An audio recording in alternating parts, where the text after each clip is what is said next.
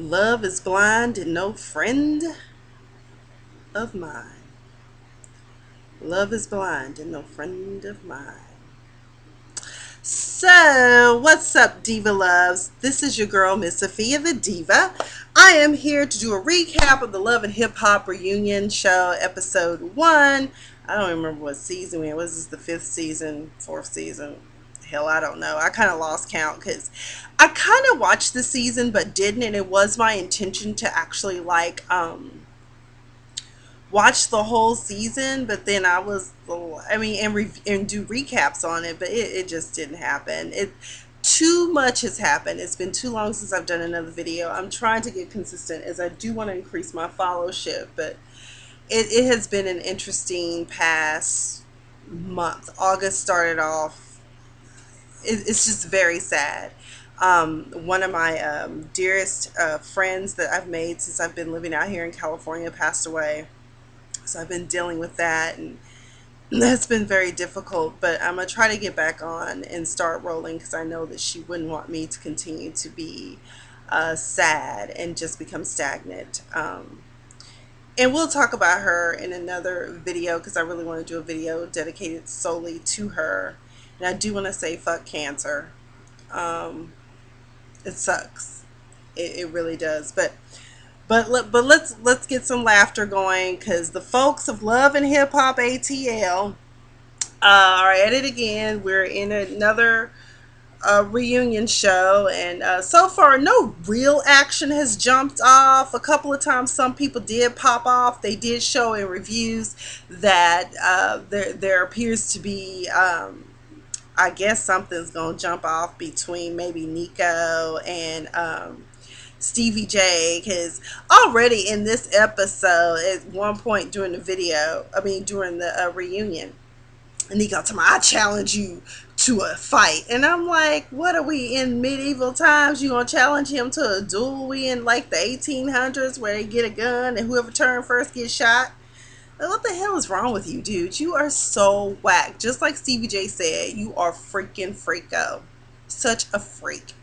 And Joseline read the hell out of him and Margeaux. I mean, it was just hilarious. But anyway, when they open up, they have a host. I think she's hosted last reunion show sessions, but her name is Nina Parker. She was hosting, and baby, when they pan their camera, looks to kill Joseline, looked like she was ready to stab somebody. But Joseline actually was cute. Her hair and makeup was on point, and she actually looked sober and tame.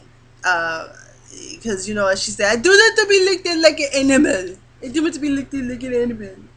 Because, girl, last season, I don't know. I said, and then they asked her where she was at the beginning of the season. I think Joseline was missing for about 2 or 3 episodes at the beginning of the season. She claimed she was in Puerto Rico. But I'm like, girl, you were probably just in a corner in the bedroom somewhere chilling out. Because what happened was Mona Scott had to yank that Malaysian Remy in your pockets and make you sit down and suspended you probably for 3 episodes is what I'm thinking, because the way you acted and carry on the last reunion, all that wasn't called for. It just really wasn't. Girl, you a grown ass woman and you need to just get with your beefcake and your cookie. I don't know if you're having a life short dessert, eat dessert first or what, but oh Lord, some of these folk on there just confused Jesus. So anyway, they open up with Stevie and Joseline to talk about them and what's going on. To me personally, I still don't get why Joseline has a problem with Stevie J working with up and coming artists and not established ones, because either way, if Stevie J wants to have his way with any female, more likely than not, he's gonna get his way. Okay, and you shouldn't be up there trying to hold on and watch him and all that stuff, because he's still probably gonna creep and cheat either way it goes. It don't matter. I mean, you watching a man is not gonna keep him.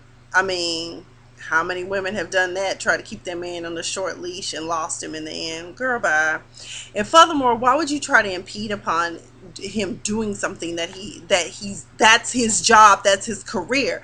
But then also, you should have thought about the fact that how I'm getting this man is not the right way when I know he was already with somebody. Even if he's willing to follow you, you should have been woman enough to just say no. Okay, you knew he was with Mimi and they were in their little happy world. But I guess that's a pattern with all those men, because Young Jock, they brought Cena up there for him. And Kadia was there, and they were asking, are y'all in a committed relationship? And Young Jock was like, yeah, we in a committed relationship. And they asked Cena, had they not been seeing each other? And she was like, I ain't never been anywhere. And then that's when Kadia pulled out the claws and cut her, talking about, that's right, you ain't never been anywhere but to baby mama land. You ain't about nothing. And they just went in on each other.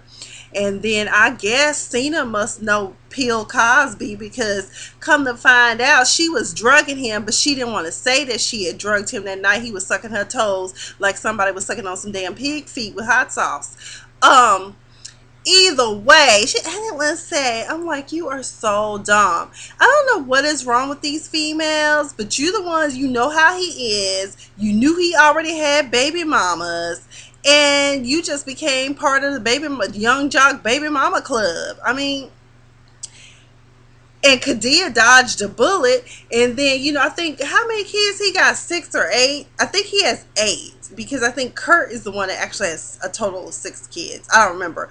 But then, like, Nina Parker turned to little Scrappy and asked him, well, how the hell is it you have only one child? And that's when Erica jumped Judy and got mad. At least her bob was cute, I will say that, because, honey, this season, them Easter baskets she was wearing on her head, them dried out wigs, weaves, I don't know what the hell that was, but Erica, girl, whoever hooked you up, they did a good job, because contrary to what Bambi said when she was talking about your dried up bob and all that, she was lying. She just wanted to throw shade. Girl, your hair look good. It look good, girl. It look good. That's when Erica jumped Judy though and was like, you don't know how he keep from having all these different babies. He make them go have abortions. That when Bambi was like, bitch, shut up, and all this is just, I'm like, here we go. Lord Jesus. And then his mama sitting right there. Why y'all being so disrespectful using that kind of language? Because I guess Erica and Scrappy are forever going to be in some sort of spiral about this child support. Here's my thing, guys and girls, keep receipts. If you are truly supporting your child, put everything in a money order, in a check, cashier's check, and just get you a little file cabinet or a box and start keeping records. I used to work at the child support office for a couple of months while I was doing contract work for them. A lot of lessons to be learned from there with crazy folk coming up in there trying to get child support, okay? And Lord knows you don't need to go to jail at this particular time, Scrappy, considering that folk are dying in jail. Like this dude recently, we'll talk about that more in the Diva Disturb, went to jail on a failure to pay child support, diabetic, they wouldn't give him insulin, he died in custody. You got asthma, they might not let you have your inhaler, you might just die. Hell, I think that, isn't that what happened to like Gerald Levert's little brother? I think, was it Sean Levert? Like, he had asthma or high blood pressure or something, they didn't give him his medicine. So I mean, even if you're famous, they don't give a damn anymore, especially if you're black 9 times out of 10. But hell, even down there in that one county, they killed the white boy too, said he committed suicide and was on drugs. So I don't know, either way, everybody should just avoid jail altogether. So what I'm saying to you, Scrappy and Erica, y'all need to get a good mediator. If you need for me to come and intervene, I will gladly do it for a small fee. Erica, sell some more dresses. Scrappy, keep getting the studio. I did like your new little song that you put out this season. But y'all need to get together. Y'all got a daughter together. Don't make no sense be carrying on like that, like some damn hyenas, a pack of hyenas and shit. That don't make no damn sense. Let's see what else, because I was tweeting about this tonight as I was going, so I'm going to use my Twitter notes. Oh, Karlie Redd got called to the carpet. She needs to be, because I'm sorry. I'm glad Joseline checked her ass, because everybody's like, what is up with you? And even Ariane, everybody basically on stage was like, Karlie Redd, you're messy. You are not a friend. You are always getting the tea and spilling it. And like Joseline said, the reason why I went upside your head with that damn FTD floral arrangement is because, quite frankly, that's every time I see you, you got something to say. You always got to be a go-between. You straddle the fence. Folks, sick of that. You are too damn old, Karlie Redd, to be acting like the bird that you look like that sits in a cage and repeats everything she hears. Huh? Polly want a cracker. Karlie want a cracker. Huh? It's like, girl, shut the hell up. Sometimes you just need to keep stuff to yourself. And that's probably why Rashida just pimped you out, used your services, and then, found something to nitpick about and kicked you to the curb. Speaking of Rashida and Kurt, what the hell did Kurt have on? I don't know what the hell that smoking jacket. I guess he think he Hugh Hefner or something. But I mean, you pimping ain't easy when you dealing with a lesbian that wants absolutely nothing to do with the penis. Because that was her name, Ashley Nicole. Basically we learned that Ashley Nicole was just poking at Rashida like a lion tamer does a tiger. Basically was like, girl, I'm not even into men. I'm into women. I like my high C fruit juice box,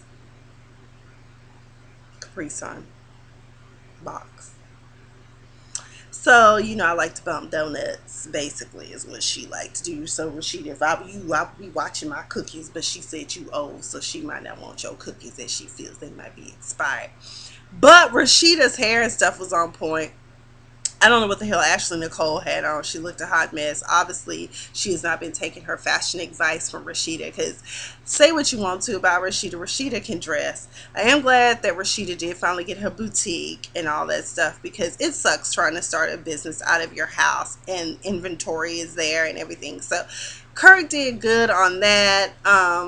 Let me see what else happened.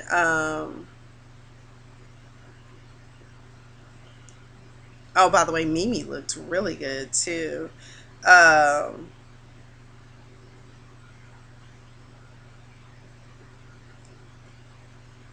I don't know what else happened. Oh yeah, and when Young Jock was getting basically bathed in fire, Karlie Redd messy behind. Now here's the deal with Karlie. Karlie has lied and manipulated the truth so much until it's kind of hard to tell if she's telling the truth. I kind of want to believe her that Young Jock had rolled up on her and had basically, even right there, even though him and Kadia is supposed to be in a committed relationship, talking about he want to hit that one more time. Girl, he with Life. I mean, she's with Life Jennings, ain't she? Unless he got tired of her being messy, because he just trying to stay out of jail, honey. He ain't got no more bail money. He need to make another hit, because the boy can sing. He got talent, but I don't know about Karlie Redd life. You might get Life messing with her. Um, he gonna call Karlie raggedy. I was like, she wasn't raggedy when you were running up in it. She wasn't raggedy when she was sucking your finger at the dinner table in a public place. Talk about PDA. Anywho, let's get on to Freako and Nico. Let me tell y'all something. I have a love-hate for Joseline. I really love her some days, and other days she annoys the hell out of me with her delusions of grandeur, which leads me to believe that, perhaps drugs are not for you. Just say no. Nancy Reagan told us so. So, Freako, he just a cruddy dude. And let us not forget, what was that, 2 seasons ago, K. Michelle warned Mimi about him and basically was like, I think he's also gay. And hell, the way he acts, he's probably a bottom. So they brought them out, they were talking about, they were talking about the books and Deb Atney giving advice and all this, because Deb got mad too at Nico, because she's like, well, hold up, wait a minute, a child is involved in this. Because like Nico did say some foul stuff on the low, kind of like, your daughter gonna be calling me daddy, and I'm like, on some pedophile Jared Fogler type shit. What you trying to say? Because honestly, Nico is so cruddy and grimy. I think he's just one of those people that would have sex with anyone or anything at any time. It just doesn't matter. In a twin bed. Oh my god, that was so funny, because there's a running joke. One of my friends growing up, who's super duper short, I'm not gonna say her name, but anyway, she was short and she was dating some guy that was like 6 something, because she's barely over 5 feet, and like I was like, girl, all you guys is twin bed, y'all were getting it on in the twin bed. So I guess Freako got, yeah, I wonder if he's probably a bottom. And so anyways, Joseline started reading them from the top. She was like, she was like, you, what did she say?